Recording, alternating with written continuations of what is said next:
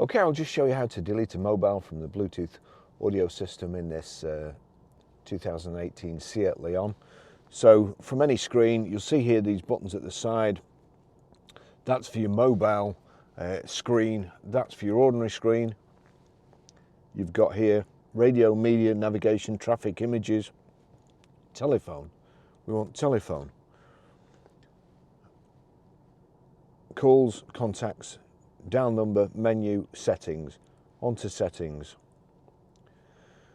Select mobile phone, Bluetooth user profile, Bluetooth.